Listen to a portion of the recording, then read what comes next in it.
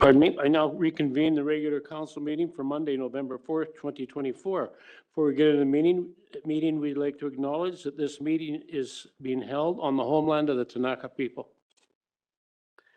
Can I get a motion to adopt the agenda of the regular council meeting of Monday, November 4th, 2024? Mover, please. Councillor Ray, Councillor Popoff. All in favor? Opposed? That's carried. Thank you.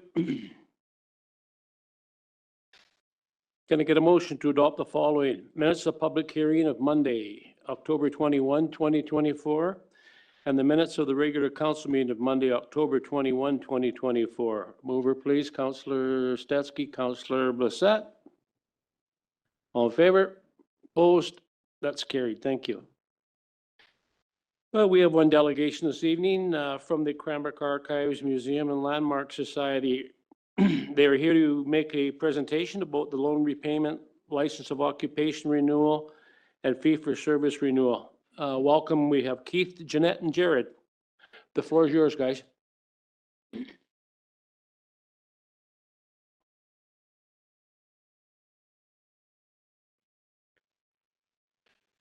Thank you very much. Appreciate you being here. Thank you to council and to staff. Thank you, Darren, for arranging us to be here as a delegation. So as mentioned, I'm with Jared and Jeanette, and my name is Keith Powell. I'm the chair over at CHC, Cranbrook History Center. And I just wanted to let you know that we have a really dynamic and exciting board. This year we've got a great lineup. Just going to run through a few names. You might recognize them. Bob Wedham is our past president. We have Jason Jacobs, Sue Browning, Dave Morley, Daryl Bethune, Cliff Cressy, Jan Grady, Mike Peabody is our city representative. We have Steve Weatherall, and don't think I missed anybody. But anyways, I just want to illustrate the fact that we've got community involvement, and these folks are very passionate about what we do at the museum. We're not going to take a lot of your time, but we just want to really express the fact that we're here to talk about some good news stories that we have happening over at the center, and we appreciate the support that we receive from the city. Our city funding last year was $121,275, and that helped us offset things like utilities and salaries and so forth. But I was just thinking, the population of Cranbrook, 21,822, you divide that into that number, and it means that every single resident and person in Cranbrook contributes $5.56 towards heritage and the legacy that our Cranbrook History Center maintains. So I think it's a good investment for our community. And we went to Starbucks. We know how much $5.56 would get us, probably one cup of coffee. So for the cost of one cup of coffee, we have one of the largest museums and history centers in southern BC.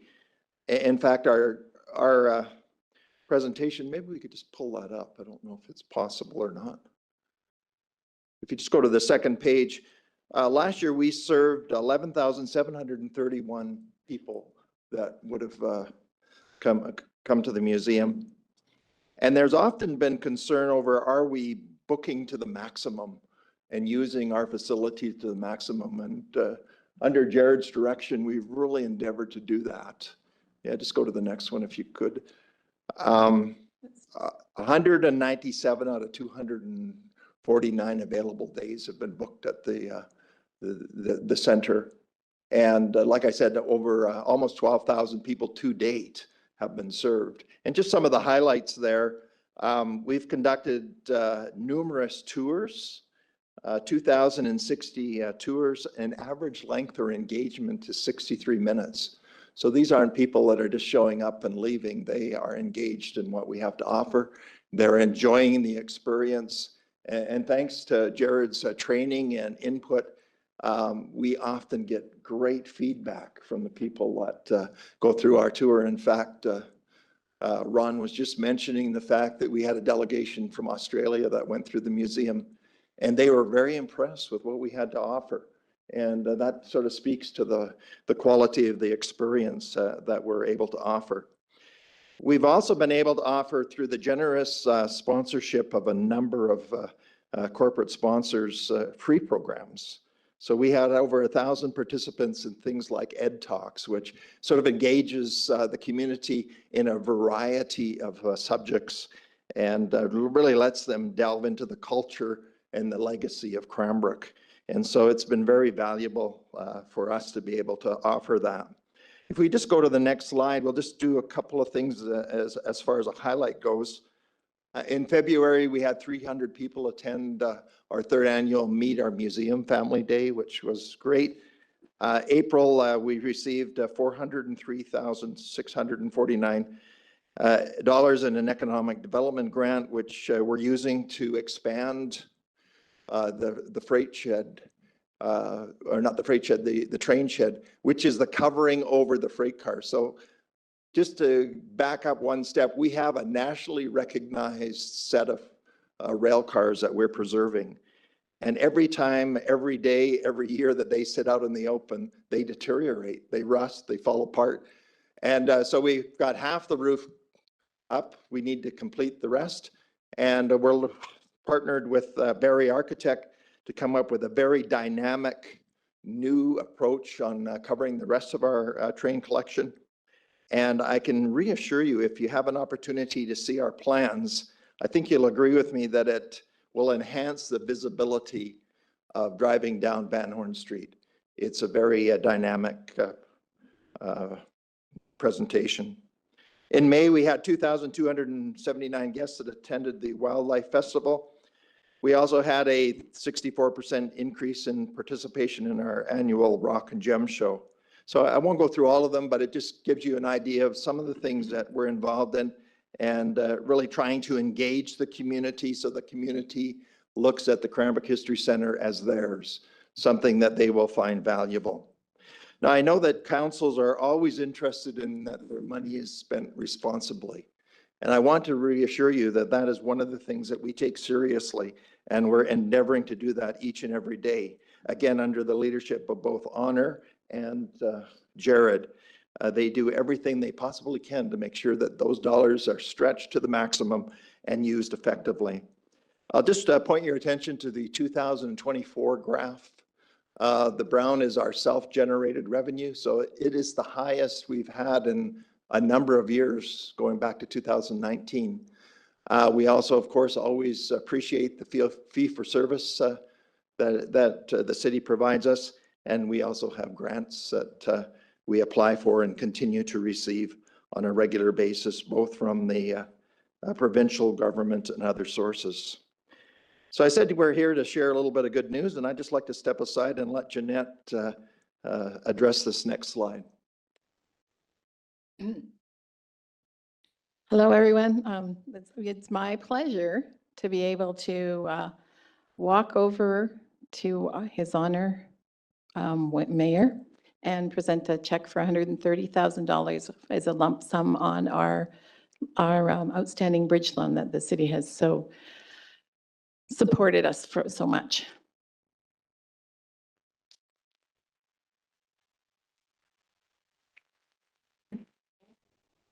Thank you very much.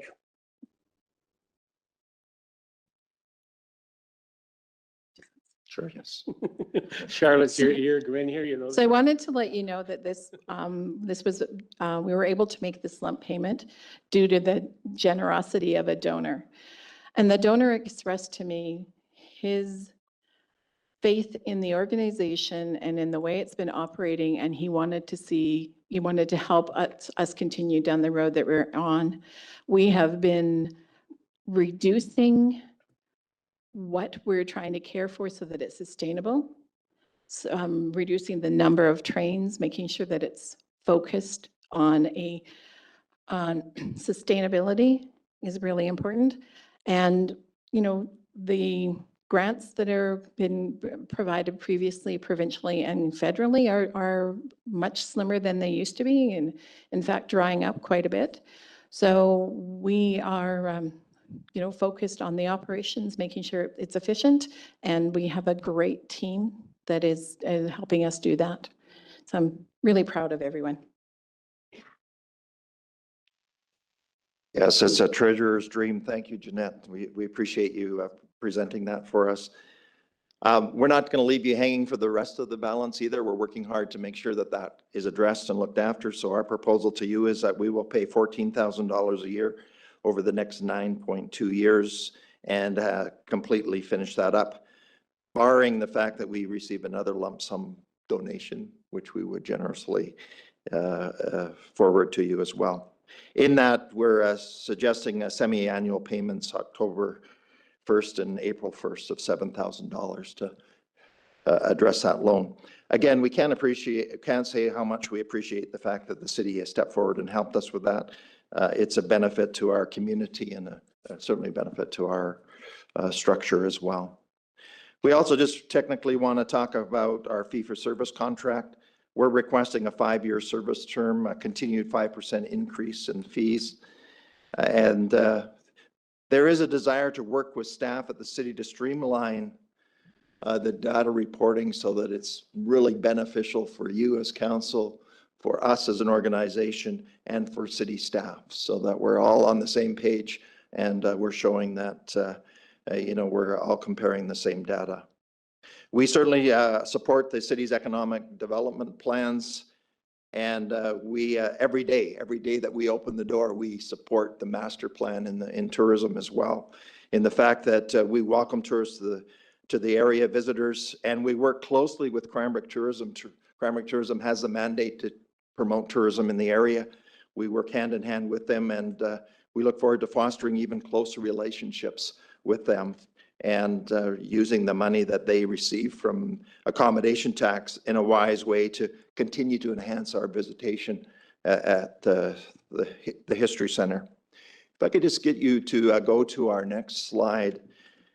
We're also talking about our license of occupation this evening as well, which we would like to propose at a 10-year contract. We would also like to entertain, and just put this out there for you to entertain, is reducing our overall management footprint. And I'll just give you one example. If you notice the black square at the end, that is the land on the other side of the Prestige, which we can manage right now. And we think that there's an opportunity for the city maybe for us to relinquish that land and have the city manage it. It could be a commercial property. It could be sold. There's lots of potential there. We just don't see a great connection to what we're doing on the footprint of the HCH. Actually, that is piece one. Keep this. Oh, I'm sorry. So, right, I'm sorry. Go ahead, Jeanette. Sorry, I'll step in. I've got. So actually, the blacked out piece is what we'd like to retain. The rest is the Prestige Hotel and the land to the south of the Prestige Hotel. The yellow portion is where the trains presently are situated. So for some reason in our license of occupation, we have the Prestige Hotel, and we haven't been issuing them taxes. But it's to do with a former plan for a miniature railway ride or something. So yeah, we'd like to relinquish that so it could be better use to the city, allowing more options. So we'd still retain the rest, but that one parking area, basically. Thanks for the clarification, Jeanette.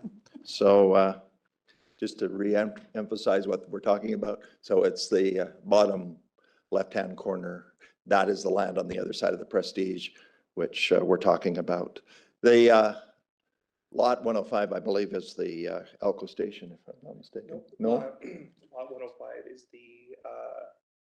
the dirt portion Okay. of 105 is our current trains and the whole freight shed, train shed area. Okay. We want to incorporate that parking lot that's currently there. That's lot 4 for us. Mhm. That is under the Prestige one. We'd like to cut that, put it towards 105, and then relinquish the rest of it back to the city. Right.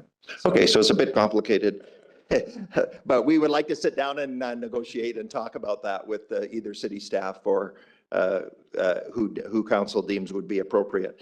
Because we are asset rich, there are lands there that could be taken advantage of that are simply sitting empty right now. Just also to give you a little bit of reassurance, we're working on updating and beautifying the Elko Station in a practical manner. The roof is needing repair.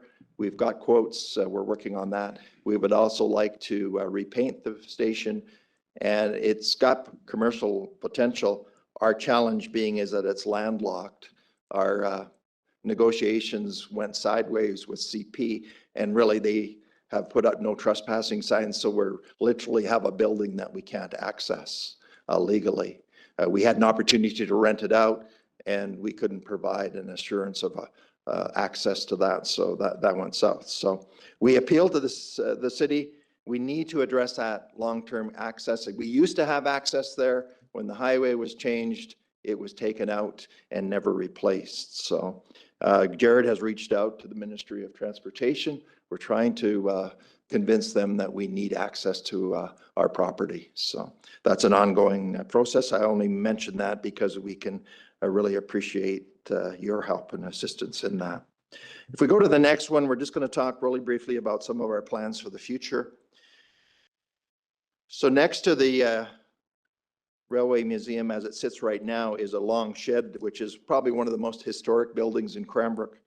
And we've had consultation, we've had preliminary drawings, and some of the interactive displays that we could put into that. It does require a fair bit of work and investment to do that.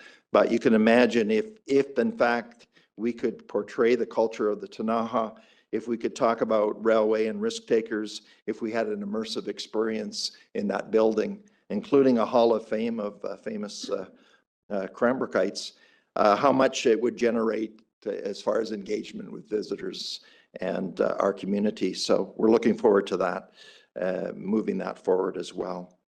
As you've probably heard, and I referred to it earlier, we are looking at expanding our freight shed so that we're covering our train cars. Again, a nationally recognized exhibit, and those cars are rusting away. If we don't cover them, we won't have very much left. So again, we look forward to working in cooperation and partnership with the city on that.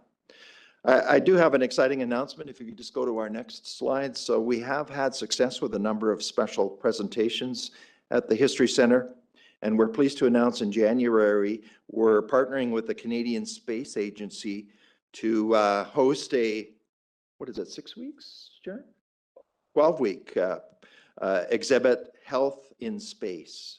And so it's exploring genuine artifacts and stories of Canada's space.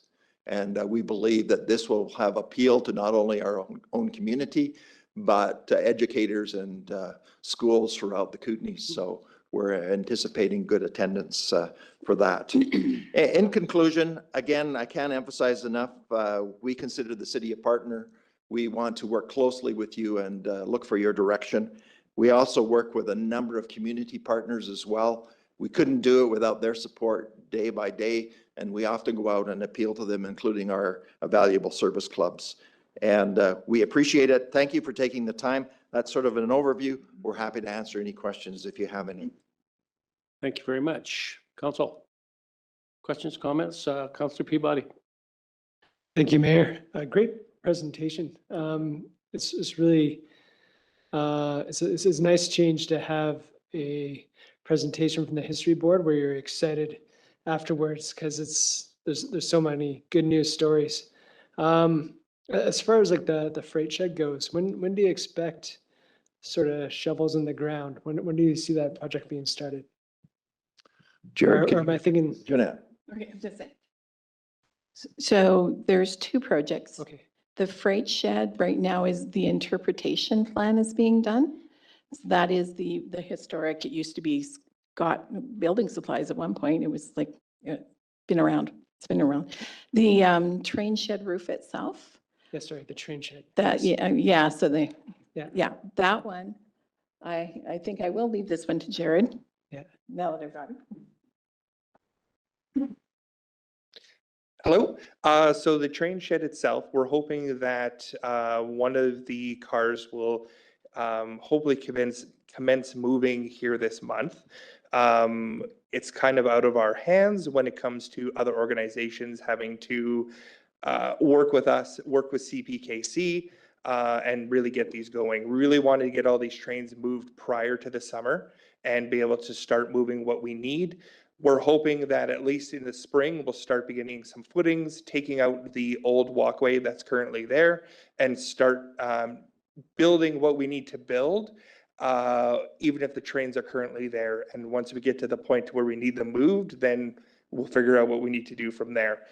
We have looked at our deconcessioned trains as well to make sure that what the next steps are with those as well, because if they're unusable or unsellable, then we need to make sure that they're disposed of currently properly, or moved to where they can be safely stored and not house, varmints, or, we don't need any more pigeons on our trains. So we're hoping spring for sure. Okay, great. Thank you. Councilor Statsky. Yeah, thank you, Mayor, and thank you for the presentation. It's great to see the progress. And of course, Cranbrook History Center is critical to both our history and to tourism in Cranbrook. You've touched on them briefly, but do you want to just summarize for us how the city of Cranbrook can help you be more successful going forward? What are the key things? Well, I think a partnership is really, it is my understanding, and I don't want to talk out of turn, but I have understood there's been a bit of an adversarial approach in the past, and we certainly look at the city as an essential partner. And as you continue to support us, it allows us to do things that enhances the engagement of the community. And some of those things include, making sure that the footprint that we have is right, that it's the one that works best for everyone involved. I know the outstanding loan has been an issue, and we're really working hard to address that and make sure that the city is comfortable with that. So I think what we want to do is let the city know that we're serious about making this a very dynamic and engaging facility and continuing to expand that. And we work hand in hand with Darren at Economic Development, and we think this should be an economic generator, and we continue to work in that direction. Councilor Papak. Yes, thank you, Mayor. To the group, the one piece of the property you didn't mention, I believe, was the second floor above the gift shop. Is it any plans, or what will it take to get that parcel of square footage up and functional, maybe to another user group or other interests in that? But right now, there's building codes and other structural pieces. Is there any plan momentum going forward to get that up and functional?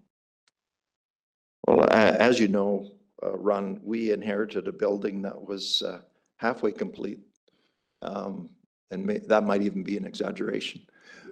So we're working on making those into office spaces that are functional, but there's a number of steps that have to be taken. And of course, funding is always an issue. And but those buildings, those spaces have to be brought up to code so that we can actually do that. And quite simply, they aren't right now. We have lines running, electrical lines running to nowhere, and we just don't, that all has to be cleaned up. And I think that's part of the legacy that we are really trying to address and make sure that what we have there is functional, is usable, and we can use it for other community groups as well. I'd just like to add something onto that. The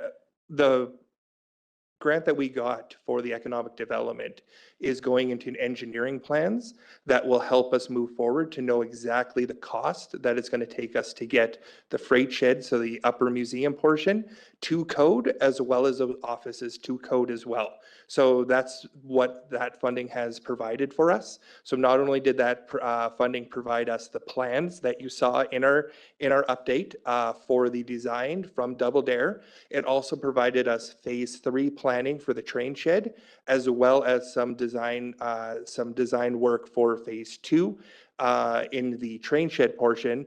And of course, it also goes towards the biggest part, which is for me, which is that engineering plan, so that we can actually start using spaces to start moving forward in a lot of our projects. Because again, a lot of office space that's not being used isn't acceptable on our side. So getting this forward, once we get that back, we'll be able to update you folks on what exactly that's going to look like for sure.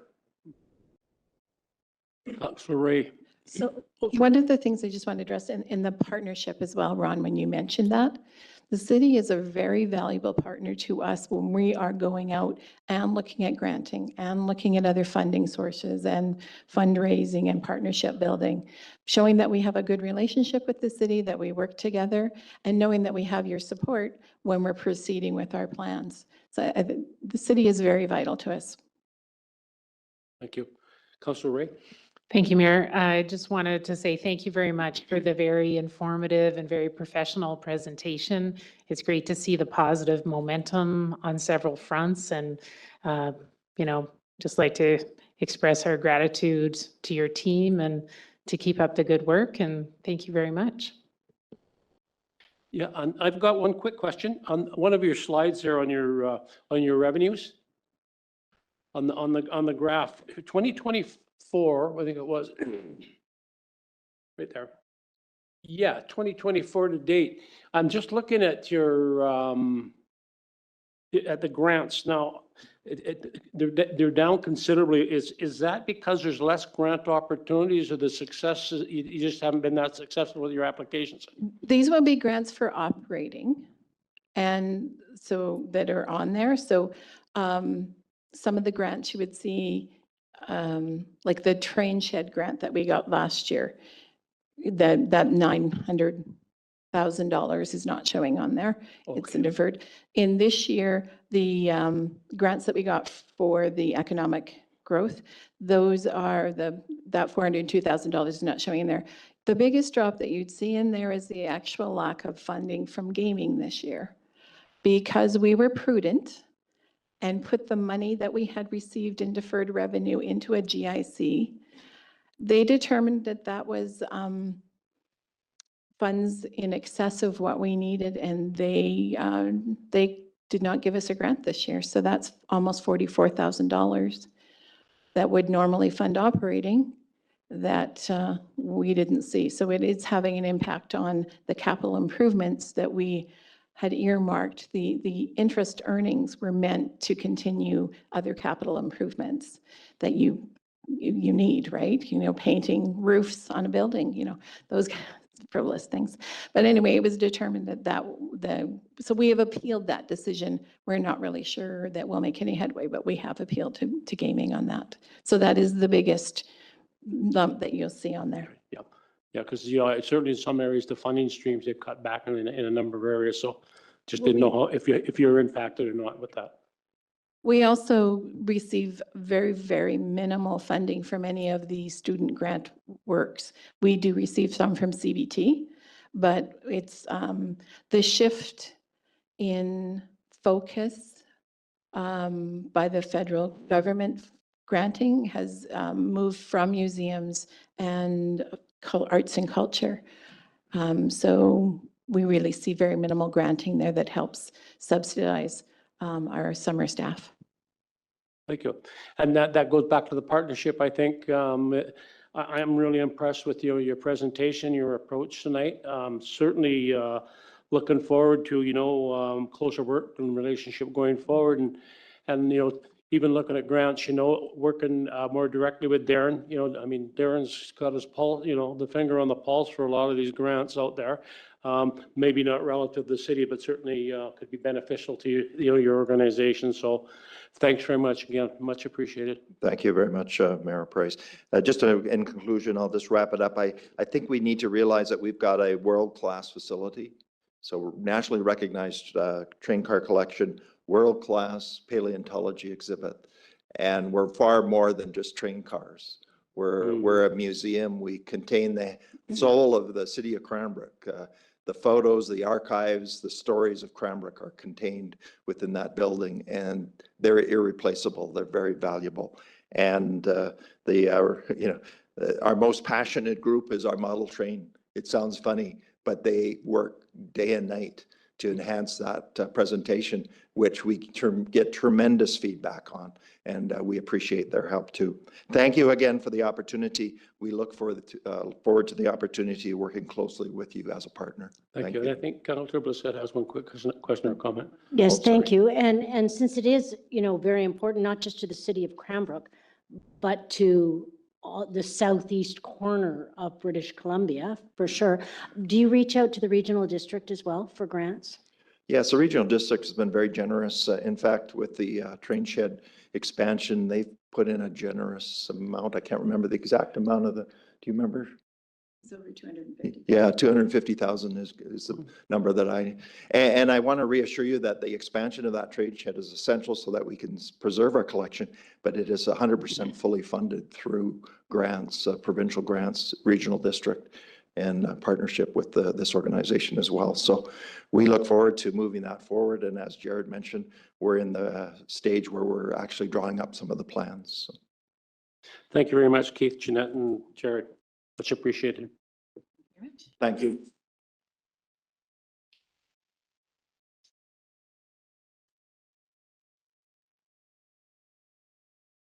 Moving into bylaws, we have one bylaw-related matter tonight from Public Works regarding the upcoming cemetery bylaw number 4170-2024, and a request for a decision by staff regarding the proposed fee schedule in the bylaw. Staff member, okay, yep. Okay, there you are. Floor is yours. Oh, Kirby, we got you. Kirby, yeah, are you muted maybe? Had you for a second. Try one more time. There we go. Gotcha. Okay, perfect. All right, sorry about that. Yeah, good evening, everyone. So last September, we brought forward the West Lawn Cemetery Master Plan. We came to you in March with the first half, and then the final half of the review in September. At that meeting, we were directed to draft a cemetery bylaw with the proposed fees. And so, yeah, we're here now seeking your direction regarding the fees and charges that will form part of this bylaw. So the proposed options are 1, to stay status quo, 2, faster cost recovery, or 3, the full cost recovery, which I can break down more if you'd like. Good. So, council, we have 3 options from staff regarding this report. Can I get a move for option 1, 2, or 3, please? Councilor Bissett? Yes, I'd like to move option 3. Option 3, seconder is Councilor Ray. Discussion. Councilor Bissett and Councilor Ray? Thank you. And so I appreciate that this is coming forward now and the work that staff has done. In thinking about this, when I looked at a phased-in approach, I was thinking, well, hopefully the cemetery isn't something you use every year. It's an infrequent charge to the family. And so I do think we need to have people pay for the service that we're providing, and people want to. I believe that the feedback I've received from the public on the cemetery is they want the work done there, and they want it to be a place they feel pleased to visit in honor of their family. And to do that, it's going to cost money. But I think the public would like that. So I think it is a service to our people that we improve things in the cemetery, and we need the finances in order to do that. So I'll just read the motion out, option 3, and then we'll go to further discussion. A motion that council directs staff to use option 3 to determine fees and charges for the new cemetery bylaw, Schedule C cemetery fees and charges with full cost recovery.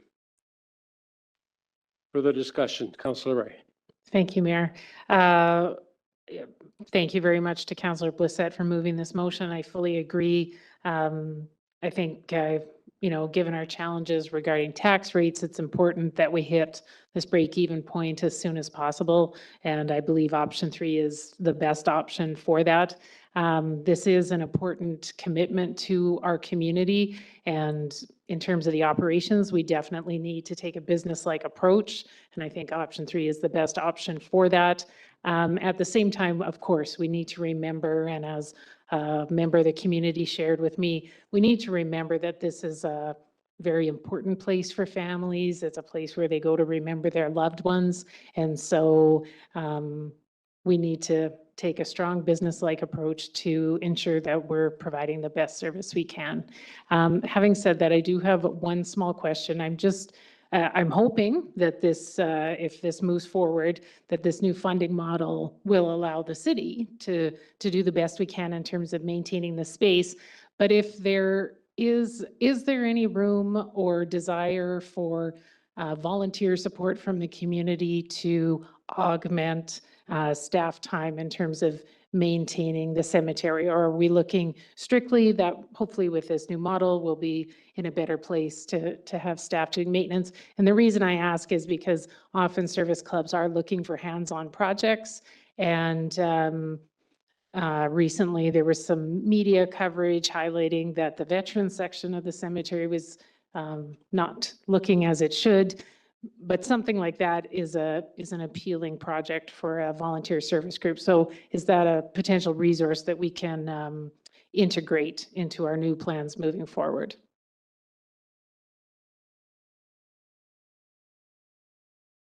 Or staff can take that away and think about it as well.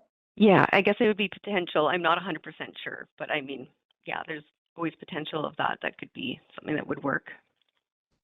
That would be great if you could explore that, as long as it doesn't, interfere with our collective agreements or anything like that. But I know there's definitely, certainly service clubs in the community who I think would be quite interested in hands-on projects to assist.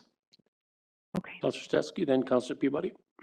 Yeah, thank you, Mayor. And those of us on council, of course, had the benefit of seeing the previous report that showed that Cranbrook was substantially lower in its fees than other surrounding communities, and we were not recovering the actual costs for maintaining the cemetery. But option 3, in terms of moving with the 20% increase now, will that result in improvements at all to the cemetery, or does it just recover the cost for the existing level of service?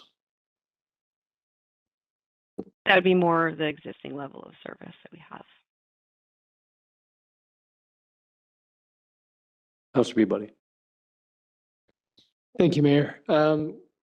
Yeah, Councillor Stetsky did sort of touch on the point that I was going to make, is just the fact that the city is not profiting from this increase, but we're just basically not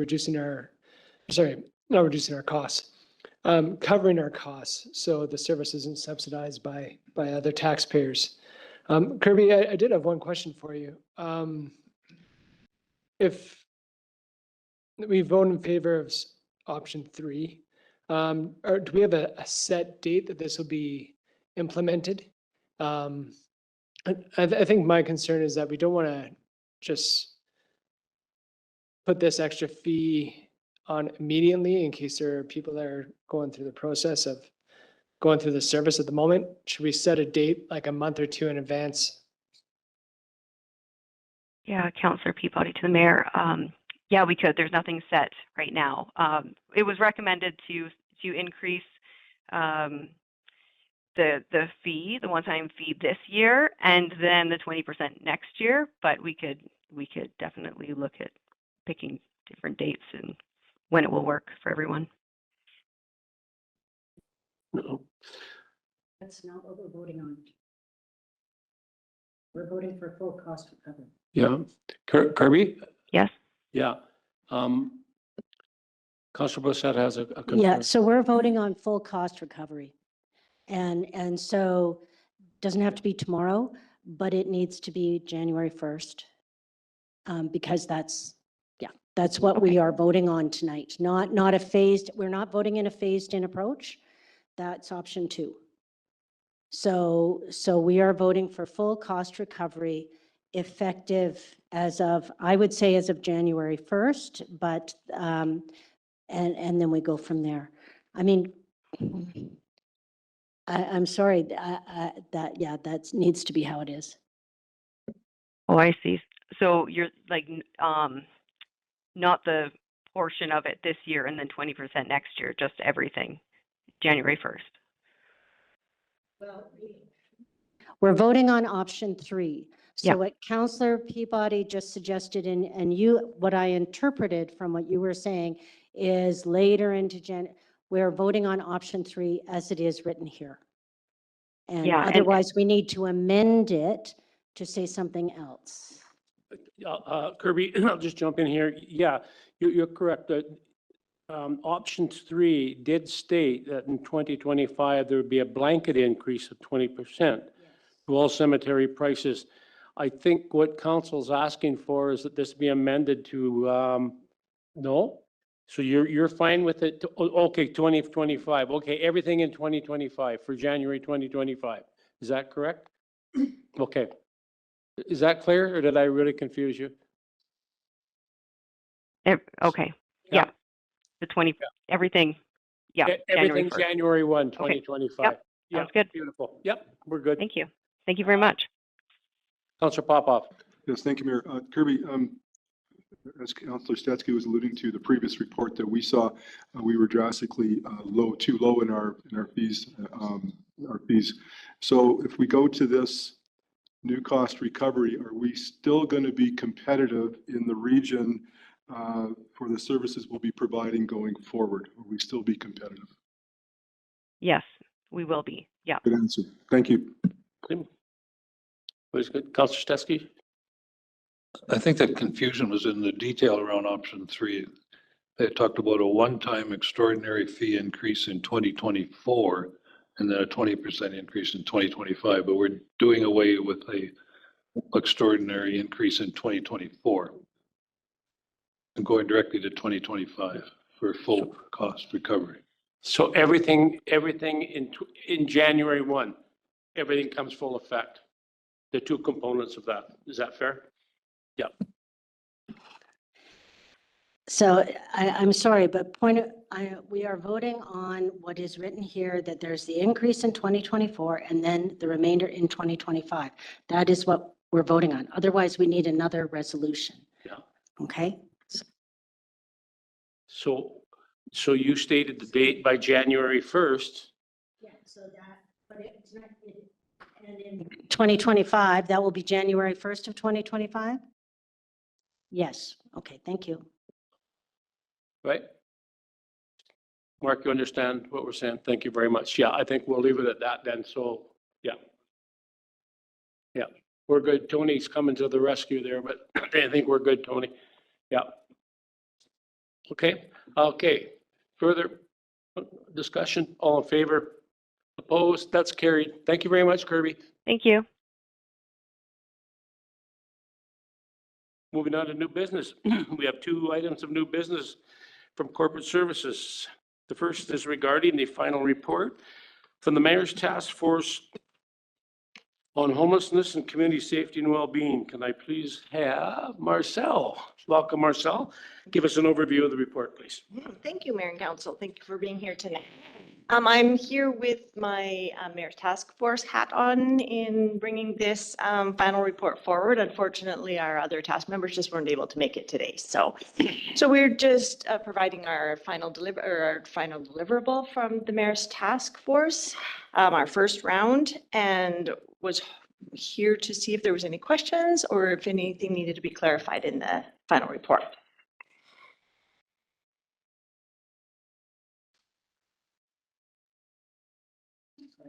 Go ahead. Thank you, and thank you for the report and all the work that your committee did on the task force. So one of the key recommendations that came forward earlier in the year was about an area in Moyer Park, or at the far end of Moyer Park, with as an area where people could have tents and there would be outhouses and a garbage area. I wonder if you could comment on the success of that over the summer. By the time that everything came together, we were we were into July.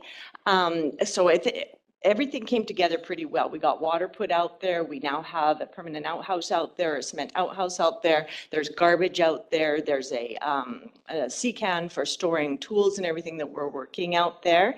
We had some complications with, we had some tent coverings for shelter and whatnot, like just the covering part for people to sit underneath, and the wind, we could not make them work up there. So we need to move to a different model for that. we also wove in the day pay program up there. So we were hiring people out there to work out there and in other programs. And so all of that came together really well. The outreach has been phenomenal that's been going on up there. It's consistent. Not just from something from the part of the Mayor's Task Force, but outreach in general from other organizations. We've had some community volunteer and fun nights where churches and other community members have shown up and built community out there. So there's a lot of positives going on. The one barrier that we're still facing is that as long as people are allowed to camp in the private property that borders onto the area where we had put in the actual camping sites, they're not tempted to go into the center. So we've had a few people camp there for a few days on the actual sites and leave, and another person come back and then leave, but it hasn't been steady because when you have the advantage of trees and privacy to the right of you. So in that sense, we're still working out that piece, but all of the people that have been out there or that are living out there currently have accessed the resources that we're providing. And that is really, at the end of the day, what we're trying to do is help people meet their daily needs. Councillor Statsky. And thank you. And thank you again for your leadership on this very difficult issue. Thank you. I was up at the food bank on this morning, this afternoon actually, because I deliver hampers on Mondays. And Julie's talked about how successful the day pay program has been in terms of helping both the individual who's doing the work, but also helping the food bank on their work. So do you want to just talk quickly about what that day pay program is? And I'm going to look at the financial side of things as well, because in the report, there was $150,000 approved from a variety of organizations. There's still almost $85,000 left. Mm-hmm. So briefly, what the day pay program is and what it does. And I'm wondering whether any of that money can now be put towards increasing that day pay program. The day pay program is another one of the recommendations that the Mayor's Task Force had put forth. Now, but we're not doing this in isolation. We're doing this in collaboration with Anchors. And what we're trying to do is, while we're out there, is embed services in there. One of those is teaching employment skills, getting people back into the workforce, providing them with a way to earn an income that decreases the need for them to participate in crime or other ways to get their needs met. One individual, this is just where the things are working up there. We had one individual who worked with us all summer long and who did amazing work up there. You should see some of the areas that he created for the shower and stuff like that. It was just amazing work. Unfortunately, he had to slip back into addiction, but because we had built that relationship through him with the day pay and with working with him, we were able to call his family in Alberta. They came and got him. Now he's home with his family again, getting well.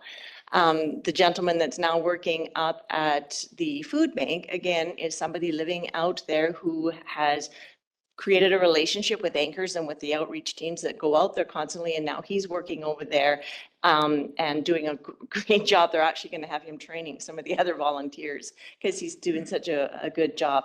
So the day pay program is still in nascent form. We've been weaving it in through there, trying to get people there working, trying to figure out ways to help them make money. The task force, which I might not have mentioned yet, we were scheduled to decommission in July. We paused for the summer because the work had just started getting momentum under it and feet under it when summer hit. So we paused for the summer. We came back into September, and the task force wants to continue for another year. We will go down to just meeting one time a month, but we really want to continue implementing these recommendations we put forward because we're starting to see the progress and the success of them. So the day pay program, we are actually going to build and work with the chamber or with the Columbia Basin Trust to build a business plan on how to build this out. And so that's still in the works, but right now we're just doing it as we can, small jobs, small steps at a time, but it has been very successful so far. So subsequent question, if I might. So there's, say, almost $85,000 unspent out of the original $150,000. What happens to that money, or potentially what could happen with that money?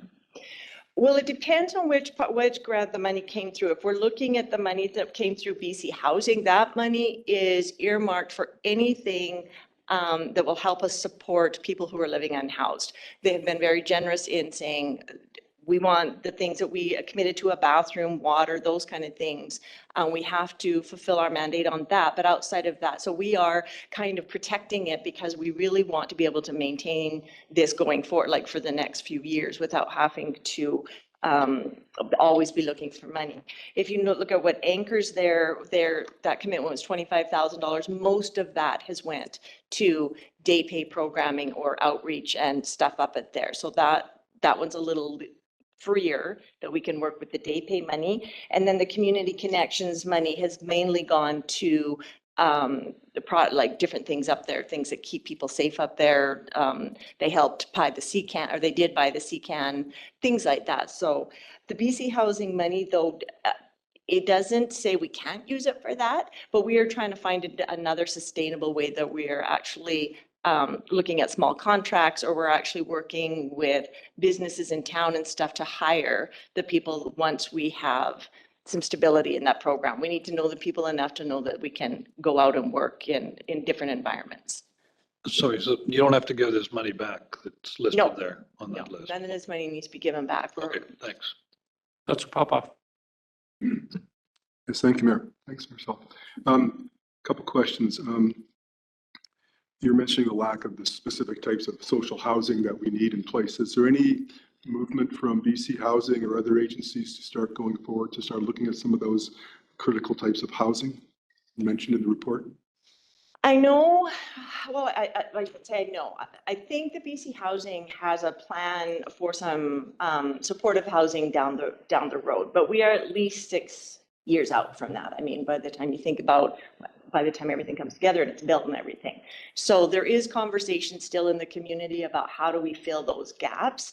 And that is a conversation that I've had with Mark recently, and that we want to bring forward to council of how we move forward on some ideas. But it's very challenging. It's challenging to find a place to put anything, and a place that it's appropriate, a place that's suitable, and a place that BC Housing requires a 10-year lease commitment. So it definitely is a challenge. Sure. Sounds like our housing task force needs to kick into gear. No pressure, Mark. Second question. You mentioned in the reports that the social agencies and others that are involved, they're limited in terms of their mandates and their finance and their funding and their annualized contracts and everything. Do you see any of that changing, improving over time? Well, if you can see on our next steps of the last recommendation in our report, that is what one of the big things we are advocating for, or asking for, is that our municipal government continue to advocate for a different funding model. The funding models right now do not support the work that needs to be done in especially rural communities. When they give a few $1,000s here, a few $1,000s there, and then they say you can only spend it on this, a lot of times they don't blend together. What we would like to see is a different funding model where a city works together collaboratively, all the community partners and service providers come together. We identify our, say, top community goals, and then we advocate to the government, to the provincial and federal government to fund those goals as a community instead of piecemealing the money out. Yeah. So we are working towards that on a couple of tables. And that was my lead into the next part on page 33, the last paragraph before we get to the summary.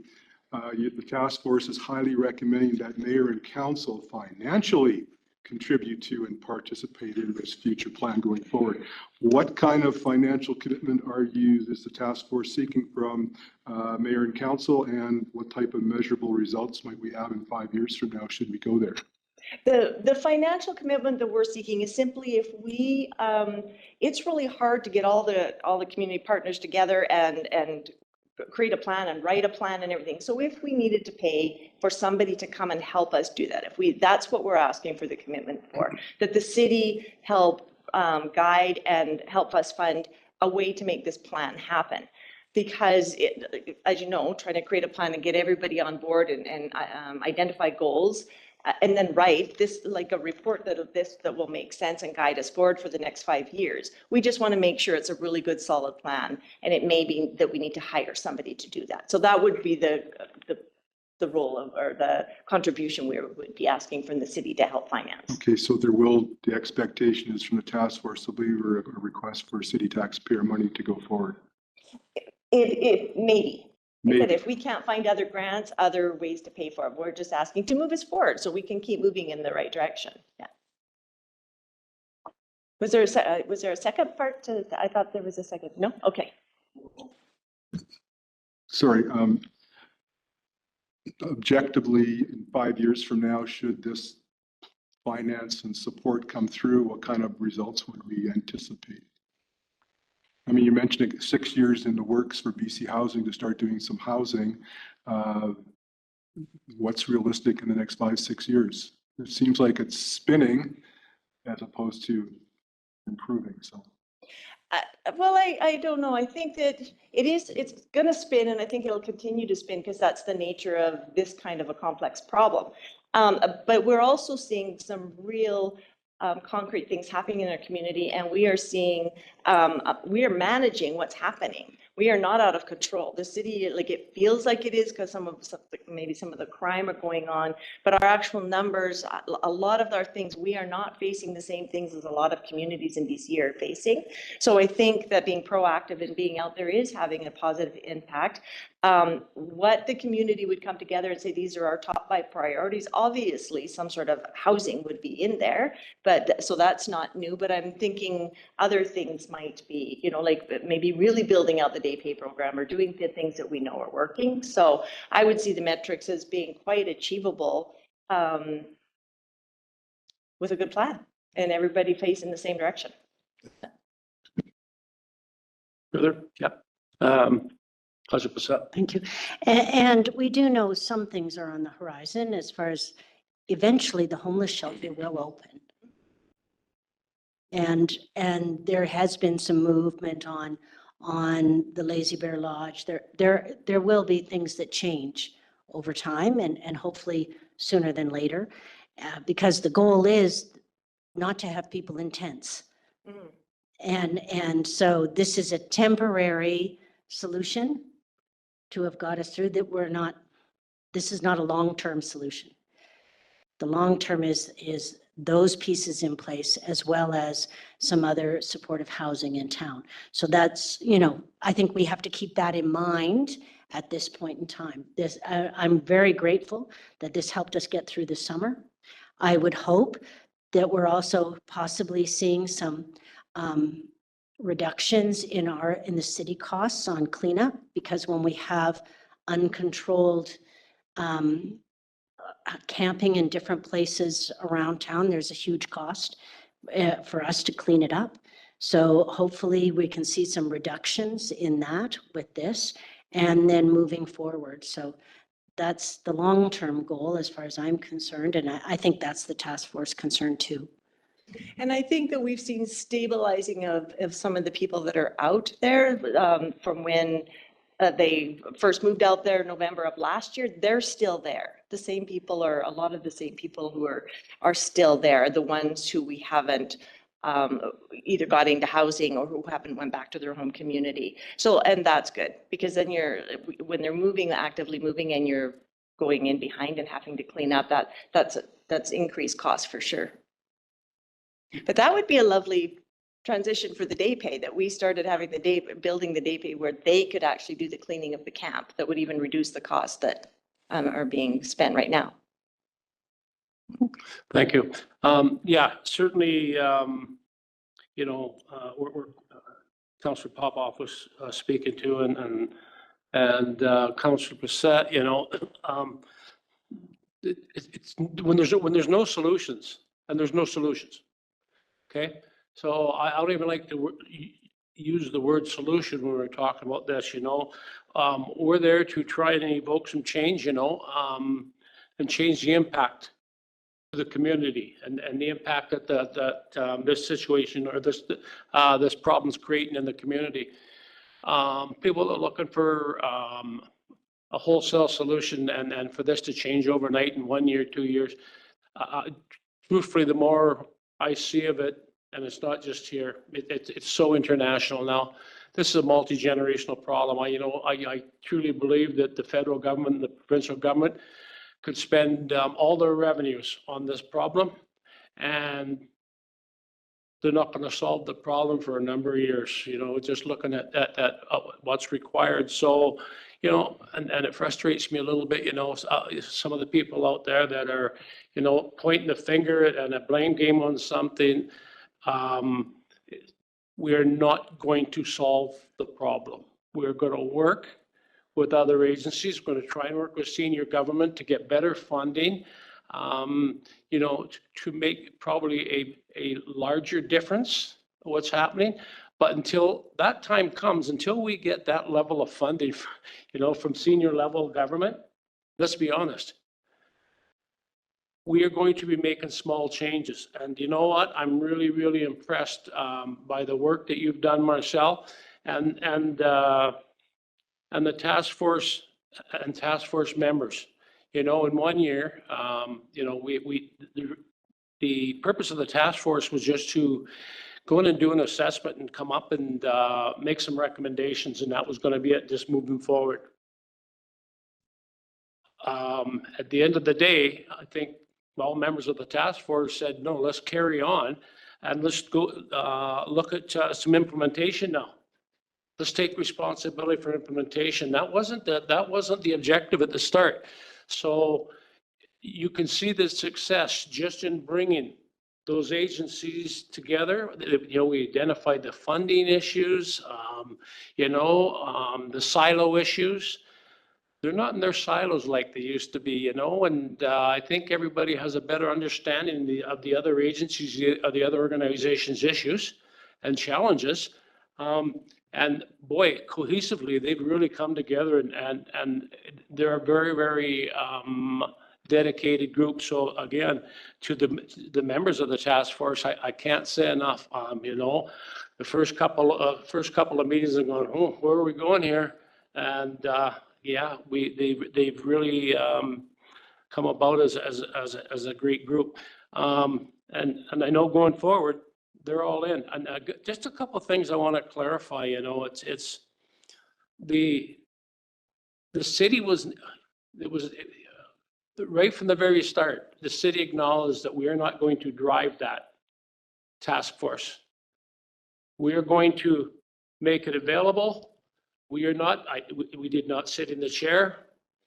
We were a participant, and our input was valued the same or no less than anybody's input there. So we're only a voice in there, voice in the room, the same as any of the other groups. So, I think there's people out in the community that think that, what, we own this thing, the city of Cranbrook. No, we don't. But who owns it really is the community, the broader community of all these organizations, agencies that came together, which I think is quite, commendable when you really think about it. And certainly going forward, I think there's people that think the common ground up there, that they've got a name for the camp, I guess, or the common ground up in Moyer Park. That's not a city-sanctioned camp. The city does not sanction anything. We cannot force people to go anywhere. We are not forcing people to go anywhere. We are forcing people to take down a tent and move the tent, and between the hours according to the bylaw. We do not have the authority to have them move into an area. So where they migrate, they migrate. We have very little control over that. So I just want to be clear so the community really understands, what this level of the city's responsibilities and all this is as well. Because I think there's a lot of people that are not totally understanding of, all the logistics is involved in this for sure. But yeah, moving forward, Marcel, I'm really looking forward to working with the group again. And again, I can't thank you enough for the work you've done on this. You've done a tremendous job of bringing this together. So thank you. Well, thank you. Yeah. I would just like to point out that we do clearly state in the report of the limits of the task force, right? The task force was a group of community members who come together, work voluntarily off the side of their desk to try to make some recommendations, hear what the community was saying. But we did not believe at any time that we were going to solve the housing crisis or the opioid crisis or the mental health crisis, or that wasn't in our purview to even do. What we are trying to do is provide hope to people who live right now, who live hopeless. And when you're hopeless, you cannot change. You don't want to change. You don't believe there's a reason to change.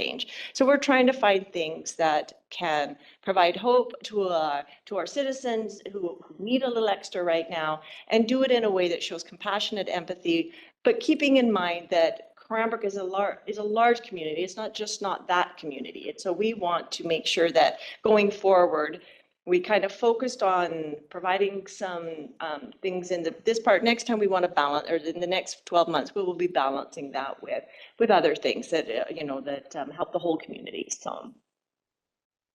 Thank you, Marcel. Can I get a motion that council receives the mayor's task force's final report for the homelessness and community safety and well-being? Over. Councillor Popoff, Councillor Stetsky, any further discussion? All in favor? Opposed? Thank you very much. Thanks again, Marcel.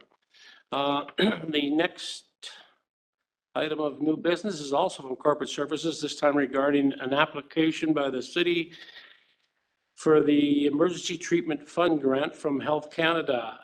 Marcel is going to speak to that. Yeah, so now I'm taking off that hat, putting on my staff city employee hat. So we have a grant that's come forward from Health Canada called the Emergency Treatment Fund. It can only be applied to by municipalities. It's for quite a large amount. The maximum amount a recipient can receive is $2 million. We want to look at it as a one-time funding because we don't know that we would be successful 2 times in a row. It's a huge job to get this.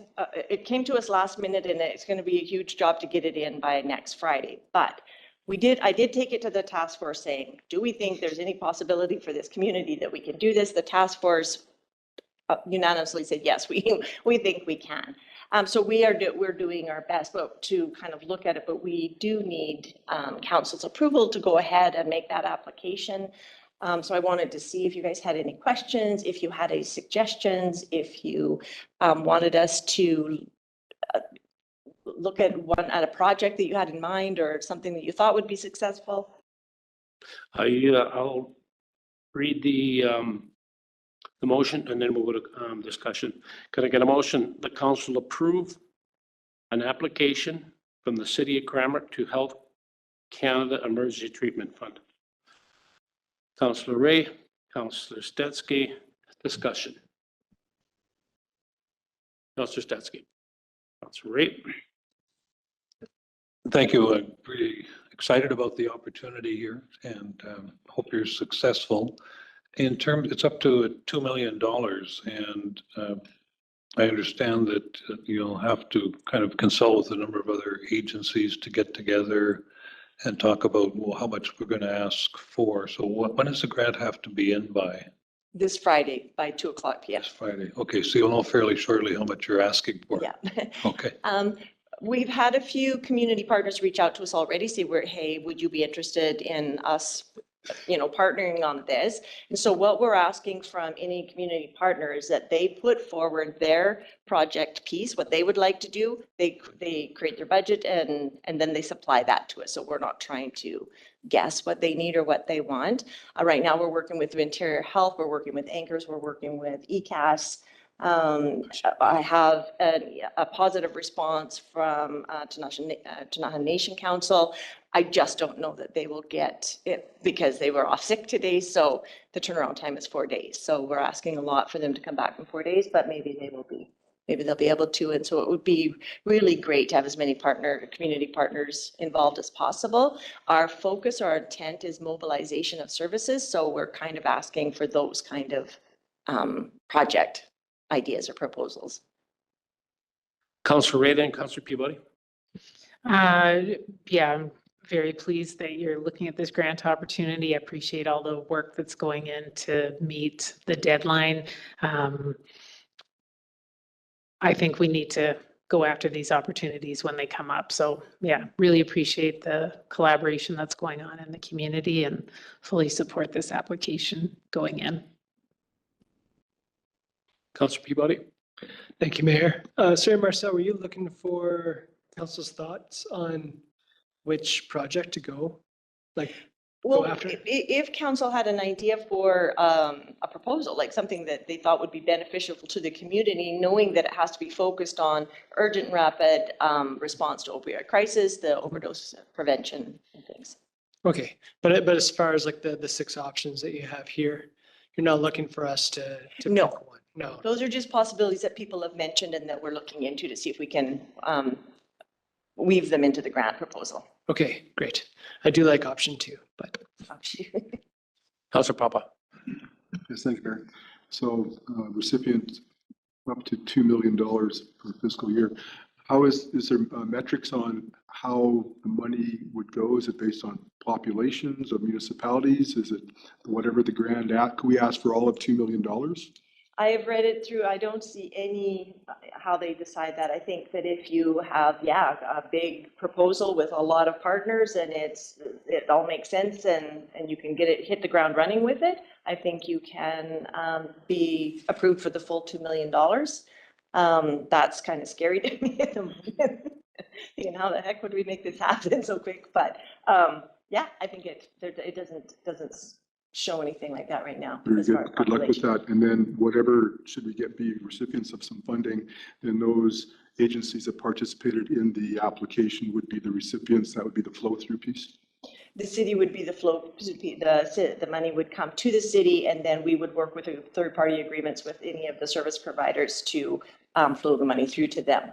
But we're not the decision makers. It would be those that already put in the app. If there's 5 different agencies that put in the request for the funding as a flow through, then there's no decisions. It's just that here's your money. Correct. Okay. Yeah. Further? All in favor? Opposed? That's carried. Thank you. Thanks again, Marcel. Thank you very much. Moving on to admin updates. We have 2 admin updates tonight from engineering and development services. First is regarding water meters. I think we have Mike online here is going to give us an update on the water meters. Absolutely. Can you hear me, Mayor? Surely can. Wonderful. Thank you. Okay, first item we have here is an update on the water metering. So staff have recently issued a request for proposal to select a water meter supplier and a software provider that will be a part of the water meter implementation plan. That plan was brought forward to council as a part of last year's budget deliberations, and staff have been working on scoping it and getting some of these details put together since that time. The RFP will allow the city to continue moving forward and select a meter provider for water meter implementation for all new buildings and developments in the short term. And then we can also begin to formalize a plan for updated water meter rates and consideration for metering of existing properties in the future. At this point in time, there's no specific budget request in place for the software implementation or the meter rate setting, as staff want to work with the successful proponent and with council on the various options moving forward. But having that meter supplier in place will still allow us to get those meters in for these new developments. We've also been working on guidelines, standards, and specifications for meter installations, and we'll also be reviewing bylaw and policy updates that will be needed just to formalize the requirements for water meter installations moving forward. Staff will be bringing some further information to council and having some further engagement on this in early 2025 regarding next steps once the RFP process is concluded. Good news. Thanks very much, Mike, and thanks for your staff there for all the work they've done on this. Council, anything further on that? No? Good. Very good. Thanks again, Mike. Next up, we have an update regarding the OCP, the official community plan. Can I have Rob Begg available for that one, or Mike? I'll take this on as well. Thanks, Mike. For sure. Thank you. So staff is anticipating receiving the final updated draft of the new official community plan by mid-November. At that point in time, it will be made available to the public on the project website. and the city's website, and we'll share that information through our media channels. In anticipation of that timing, staff is preparing to tentatively bring the new OCP to council to start that formal bylaw adoption process on the November 25th meeting, with a goal of adoption in January. That timing is due to there being only one meeting in December, and we also need to provide a reasonable response time for those agencies that are required to be receiving referrals of that draft OCP. Given the proposed timing, and this is standard for any OCP updates that happen with local government, there will be a slight delay in our ability to proceed with consideration of new applications that are requesting to amend the current OCP, as those amendments would be made to the OCP that we are repealing. So any received applications will be processed as far as us looking at it for completeness, doing a check of the application to make sure that all of that information is there, and then they will be put in the queue such that they can be considered by council as soon as the new plan is adopted. Fortunately, we've gone through a lot of those recently, so we do only have one application that has been received that will be in a little bit of this short delay. Knowing how quickly staff and council work through these OCP amendments, this is really not considered anything too significant to be concerned about. And allowing those applications to proceed would really just delay the ability for council to consider the no OCP as we do. Once that is on the table for the readings, it essentially limits our ability to move forward with any individual amendments. So any application or any pending inquiries on applications, we will be advising them of these processes and these timeframes, and we are proactively reaching out with anybody that's been considering these through pre-development meetings. For the two applications that are in stream but have been giving third reading to their proposed OCP amendments, those land use designations have already been accounted for in the new draft, so they are not impacted. Thank you very much, Mike. Council, any comments, questions? No? Thanks, Mike. Certainly, boy, that's been a long process and an awful lot of work, so thank you and your staff again for that. We're very, very close here. Moving now into correspondence, there's one item of correspondence on the agenda tonight for potential discussion. Does council wish to discuss the item or receive for information? Councillor Peabody has a comment. Thank you, Mayor. Just reading through this, Noah, I don't know I wasn't there for the discussion, but it seems to me that we came to UBCM with some concerns, and it seems like this is just one of those answers like, oh, but don't worry, we have this program in place. And I wonder if this program is actually working for the city of Cranbrook. And I wonder if this should be passed on to Barry Graham for comment to see if we should be coming back with a rebuttal. Like, yes, you have this program, but I don't really feel like it's working for Cranbrook, or maybe it is. But to me, this almost feels like we're being blown off as opposed to being taken seriously. Well, yeah, interesting comment, Mike, and yeah, probably, you know, a lot to it, like say when they talk about the program, they talk about one success. Well, we know our problem's a lot deeper than that, right? So yeah, I would agree with you. We will, Mark, you agree that maybe move it over to Barry for comment, and then I think we can probably respond back to the province. We are going to be talking to an organization is this Wednesday, I believe. I've got a meeting and it's got to do with some something that could maybe tie into our policing, and we'll bring you up to date on that after that. It may follow into this as well, so it would be very good if Barry came back something and we've got that response. Plus, we're going to maybe be putting this other idea to him after our next council meeting. That work? Okay, Mark. Very good. Good point. Very good point. And that brings us to Mayor and Council's report. We'll start with Councillor Stetsky. Thank you. A few items. Of course, I was away in Europe for the last little while, and I just want to reassure the citizens of Cranbrook that roundabouts work everywhere in the world. And at some point, we really do need to get a roundabout or two here in Cranbrook. On a more serious note, took the time to go to Juno Beach. And I have to say that when you're standing there amongst the graves from all of our soldiers from World War II, many of whom were very, very young, and you see the consequences of war, I have to continue to wonder why we can't find different solutions other than going out and killing each other. There's got to be a different way, a better way.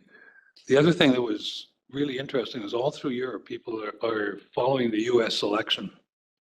The outcome of the US election is of great interest to everybody around Europe and probably around the world as it is to us tomorrow. So it will be a very interesting day tomorrow to see what happens there. And lastly, I just want to congratulate our colleagues sitting to my left here. The choice was chosen by the Cranbrook Chamber to receive the Retailer Excellence Award this year. So Mike, congratulations.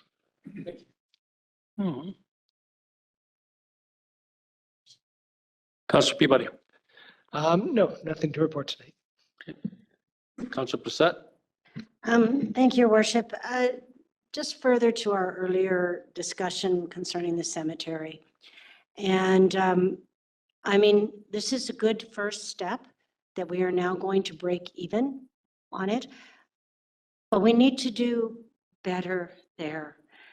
And honestly, I've been speaking about this for years, and it is time that we realize that this is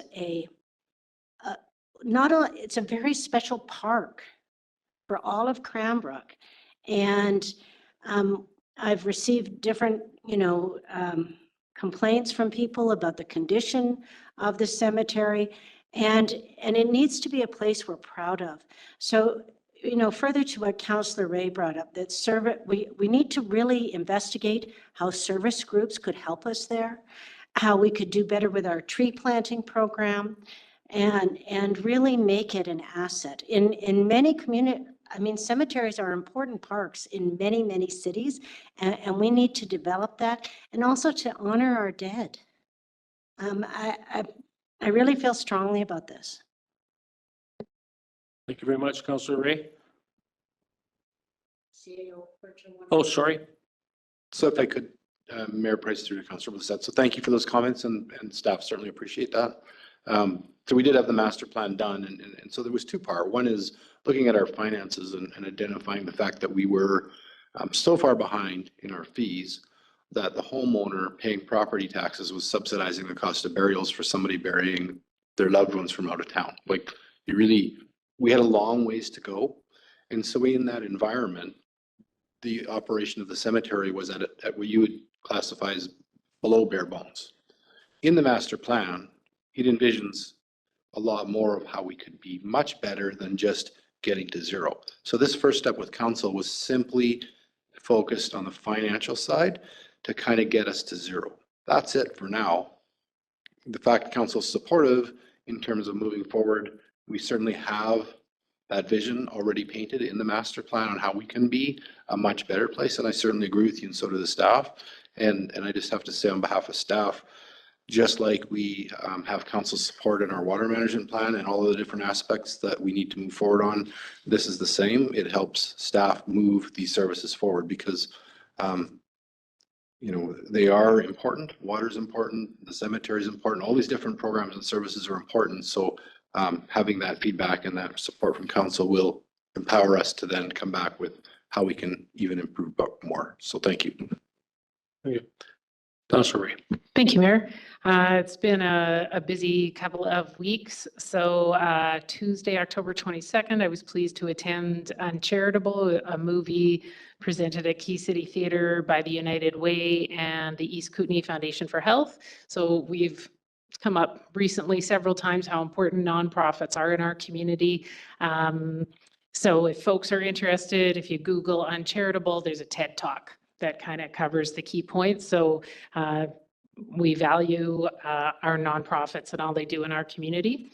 Thursday, October 24th, the movie Thelma, also at the Key City Theater, was a presentation of Cranbrook Sunrise Rotary and the Rockies Film Fest.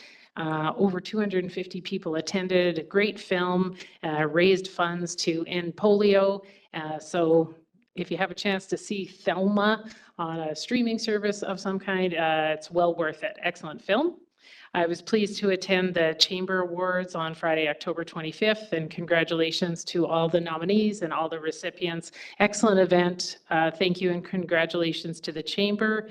And yeah, just a wonderful event and great to see our business community represented so well.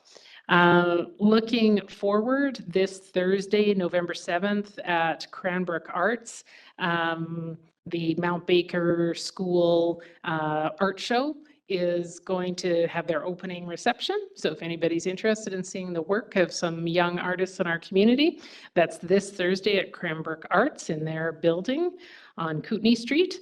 And looking ahead to November 19th, the next film in the Cranbrook Sunrise Rotary film series, My Penguin Friend.